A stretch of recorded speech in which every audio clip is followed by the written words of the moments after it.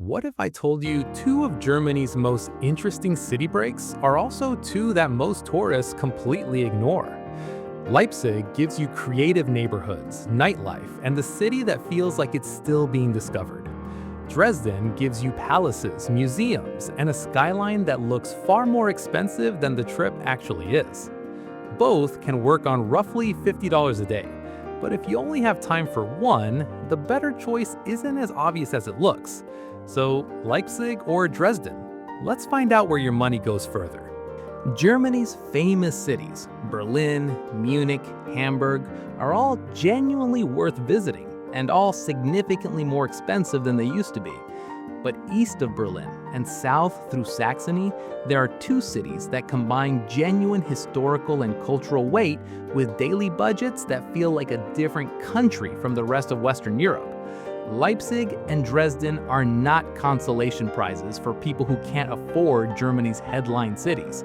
They're better, in several specific ways, than the cities that get all the attention.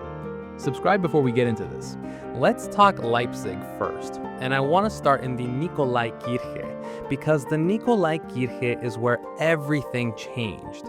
In 1989, as the East German government was beginning to lose its grip on a population that had stopped believing in it, the Monday peace prayers that had been held weekly in this church since 1982 became something else. On October 9, 1989, 70,000 people gathered outside, the largest demonstration in East German history, and the government chose not to fire. 3 weeks later, the Berlin Wall fell. The Nikolaikirche didn't cause that, but it was the place where the courage gathered. It cost nothing to enter. The interior, white columns with palm leaf capitals, warm and quiet and specific, is one of those spaces that feels charged with what happened in it. Stand there for 10 minutes and you'll feel something that no history book quite delivers. Bach was organist and choir master at the Thomas Kirche across the city. Mendelssohn lived here and revived Bach's legacy when the world had forgotten it. Wagner was born here. The Gewandhaus Orchestra, one of the oldest and most prestigious orchestras in the world, still performs in a concert hall in the city center, and standing tickets for its concerts run 10 to 15 euros. For that price, you can hear one of the world's great orchestras in the city that has been producing world-class music for 300 years. The Spinnery is a former cotton spinning factory, the largest in continental Europe in the 19th century, that was converted into gallery and studio spaces and is now home to over 100 artists and 11 galleries. Walking through it on a Saturday when the galleries are open costs 3 euros and gives you access to contemporary German art at the highest level in spaces that still have the worn brick and the industrial light of the factory it used to be. The Leipzig art scene is serious and internationally recognized, and the Spinnery is where most of it lives. The city's Plagwitz and Lindenau neighborhoods are what Berlin's Kreuzberg and Neukölln were 20 years ago.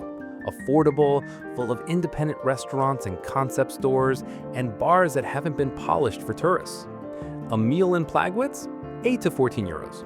A glass of Goza, Leipzig's local beer style, tart and lightly salted, unlike any other German beer, costs 3 to 4 euros and is the drink the city has been making since the 16th century. Daily budget in Leipzig? $40 to $60. The most affordable major city in Germany by a significant margin. A guest house or apartment in the center? $30 to $50 a night.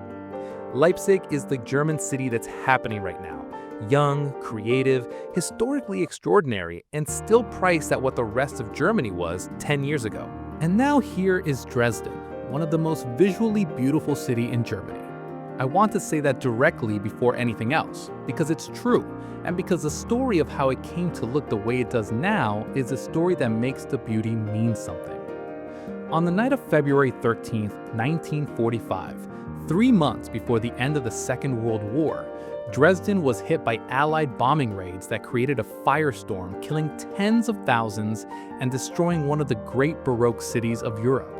The Frauenkirche, the Lutheran church whose dome had defined the city's skyline for 2 centuries, collapsed 2 days later in the heat. The city was 80% destroyed in 72 hours. What Dresden chose to do next is part of what makes standing in it now so particular.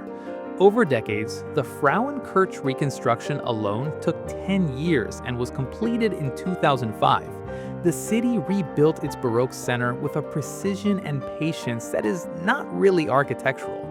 It's something closer to an argument about what endures, about what is worth doing slowly and correctly. The rebuilt Frauenkirche is an exact reconstruction of the original, built using numbered stones salvaged from the rubble. You can see the dark original stones among the pale new ones in the facade. The city chose not to hide them. And that decision, to make the repair visible rather than seamless, is the most honest thing Dresden has done. The Zwinger, the palace complex built for Augustus the Strong in the early 18th century, all orange facades and ornamental gates and fountains in a courtyard, is one of the most complete pieces of Baroque architecture in Europe. Entry to the grounds is free. The galleries inside, including the Gemälde Gallery Alte Meister, which contains Raphael's Sistine Madonna, the Vermeer, the Giorgione, cost €14 and are worth every cent for a collection of this depth.